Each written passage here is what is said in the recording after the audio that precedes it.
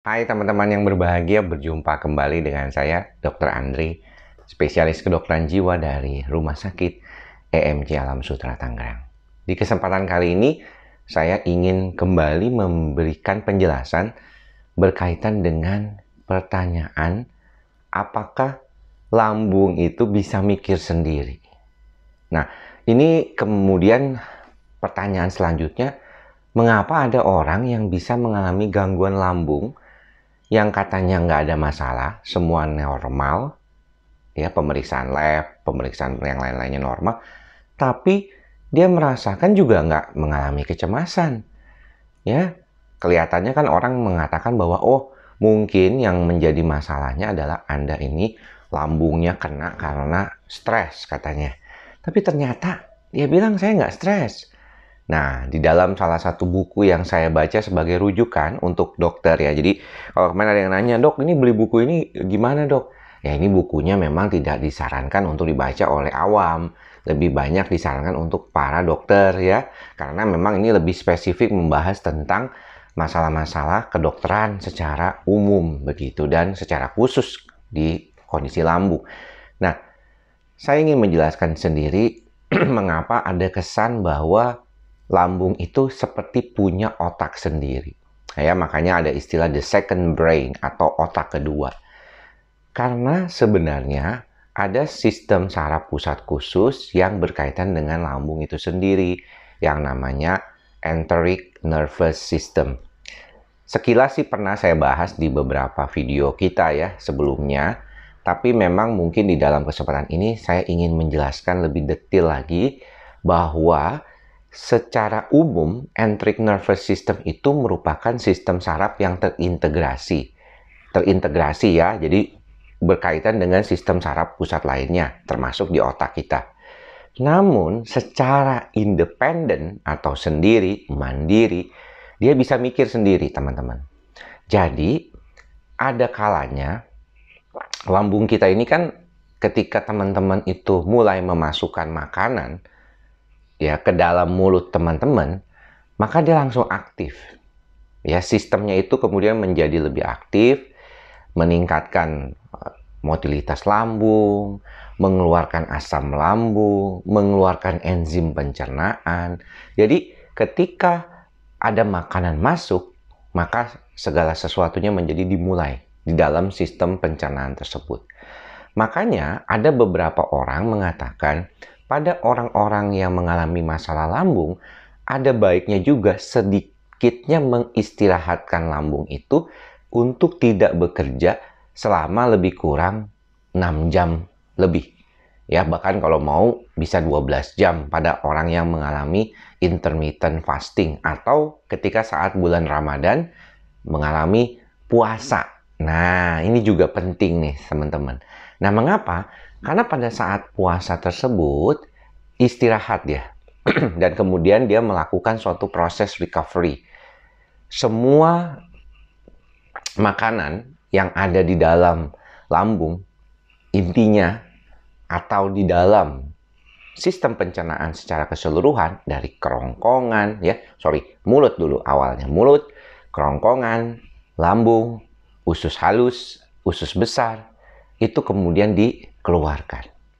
Jadi nggak heran nih teman-teman kalau misalnya biasanya orang yang normal pada umumnya katanya ya, kalau kita punya jam yang baik seperti saya juga nih, nggak lama lagi nih saya mulai merasakan kepengen buang air besar. Ini kan saya membuat videonya pagi, jam 6:30, jam 6.30 ya, sebelum saya berangkat cuti nih hari ini.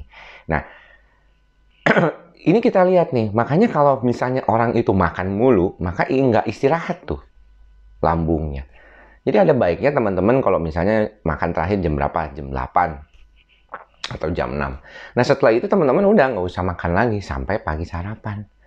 Di saat pagi sarapan mengambil makanan pertama masuk ke mulut, sistem itu kemudian aktif kembali. Ya, inilah teman-teman yang mana sebenarnya ada sistem pembersihan sendiri. Nggak usah khawatir teman-teman tuh. Dan menariknya, kalau kita bicara tentang lambung ini, dia tuh bisa peristaltiknya jalan ya, cara dia kalau kita bilang tuh gerakan peristaltiknya itu yang mendorong proses bagaimana steak, ya daging steak nih yang kita makan, yang lumayan, misalnya kita makan rib eye atau sirloin yang agak sedikit berminyak dan greasy gitu, dan agak keras mungkin, itu bisa menjadi partikel-partikel kecil di asam lambung kita, di dalam lambung kita, dibentuk dari berbagai macam dan akhirnya menjadi lebih keluar. Maka daripada itu, banyak dokter, nggak semua dokter sebenarnya ya, yang tidak menyarankan untuk puasa yang terlalu berlebihan. Artinya tidak makan terlalu berlebihan, nggak boleh juga. Yang penting pas. Dan ada beberapa contoh makanan misalnya yang nggak boleh sama sekali. Misalnya kalau kopi emang nggak boleh karena dia mengikis dinding lambung, ya, membuat lapisan lambungnya menjadi lebih tipis sehingga kemampuan daya tahan lambungnya itu menjadi berkurang. Ini bicara tentang proses pencernaan biasa. Tapi tadi kalau kita bicara tentang enteric nervous system, sistem ini bergerak sendiri nih. Belum tentu diperintah oleh otak langsung. Nah, jadi nggak heran kalau kita lihat, kemarin saya sudah pernah bilang, 60% dari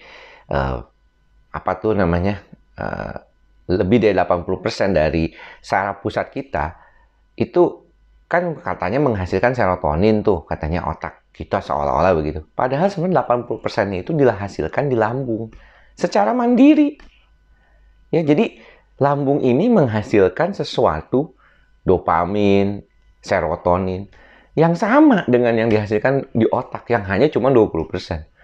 Jadi nggak heran kalau misalnya lambung ini menjadi sorotan yang luar biasa berkaitan dengan pikiran kita. Ketika pikiran kita menjadi jauh lebih baik, itu pasti lambung baik. Tapi jangan lupa, sebenarnya lambung yang baiklah yang akan menghasilkan pikiran yang baik juga. Lebih tenang, lebih senang, lebih santai, lebih rileks. Bayangin teman-teman kalau kena serangan GERD ya, atau kena asam lambung lagi tinggi-tingginya, pikirannya juga jadi kacau. Ya berasa sakit mau pingsan, mau mati gitu segala macam. Karena memang lambung sendiri sepertinya kayak punya otak. Jadi bayangin teman-teman punya otak juga di lambung. Selain di otak yang di kepala ini gitu. Nah, itu dia di teman-teman. Nggak heran dia bisa kayak mikir sendiri. Dia bisa mengaktifkan sistemnya sendiri. Ya, ini yang menarik nih. Ya, walaupun kita tahu bahwa automatic nervous system atau sistem saraf otonom itu banyak berkaitan dengan masalah-masalah yang juga berkaitan dengan masalah psikosomatik lambung, dan dia bisa mengaktifkan sistem jantung, paru, lambung, hormonal ya. Tapi tidak ada yang bilang bahwa the second brain itu adalah di jantung gitu, enggak gitu, tapi di lambung the second brain itu. Jadi inti dari pernyataan saya ini, inti dari apa yang kita bahas kali ini sebenarnya adalah bahwa usahakanlah ya lambung kita itu dalam keadaan baik secara mekanik, yaitu dengan memberikan asupan makanan yang benar. Ya, jangan yang terlalu berpengawet, jangan terlalu banyak tepung terigu, jangan makanan-makanan yang artificial atau buatan begitu ya, yang kayaknya nggak jelas tuh dari mana pewarnanya segala macam gitu ya. Jadi kalau bisa jangan terlalu banyak seperti itu. Walaupun tadi sudah saya bilang bahwa lambung itu punya mekanisme ya untuk mengeluarkan sendiri. Nah, untuk mengeluarkannya menjadi lebih optimal, puasa itu penting tuh. Mungkin intermittent fasting. Kalau bisa jam 8 pagi baru makan misalnya. Terakhir makan jam 8 malam misalnya kayak gitu. Ya, saya juga masih berupaya belajar sih. Kadang-kadang kebiasaannya adalah kalau mau tidur ngantuk. Itu kita kok jadi lapar gitu. Nah, ini jadi menarik ya. Ada beberapa orang yang terbiasa seperti itu. Terus yang ketiga, upayakan ya memang pikiran kita menjadi jauh lebih baik. Ikhlas, sabar, dan sadar adalah salah satu kunci penting dalam bagaimana kita mengelola pikiran ini. Karena dengan ketenangan, maka kita akan menjadi jauh lebih tenang. Tapi yang paling penting sekarang yang saya mau bicarakan adalah bagaimana kita lambung itu menjadi jauh lebih baik. Tentunya dengan sadar makannya sadar, puasanya sadar, dan bagaimana ini bisa membuat kita jadi jauh lebih baik lagi ke depannya. Terutama pasien-pasien yang mengalami GERD. Jadi jaga pola makan, jaga pikiran, dan bagaimana kita bisa menyadari bahwa kondisi ini saling berkaitan satu sama lain. Lambung kita ini perlu dilatih juga, pikirannya. Artinya dalam tanda kutip, dia bisa dilatih dengan teknik tadi, makan yang benar, kemudian makan yang teratur, jamnya. Dan juga kalau bisa kita belajar juga pikiran, walaupun susah, otak kita dilatih untuk hal tersebut. Oke ya teman-teman, mudah-mudahan apa yang saya sampaikan kali ini bermanfaat buat teman-teman. Dan jangan lupa untuk tetap menjaga pikiran perasaan kita dengan baik, dengan keikhlasan, kesabaran, dan kesadaran. Sampai bertemu lagi di lain kesempatan dan di lain video. Mudah-mudahan nanti di saat liburan saya juga bisa memberikan video saya kepada teman-teman semua. Bye-bye. Salam sehat jiwa. Semoga semua makhluk berbahagia.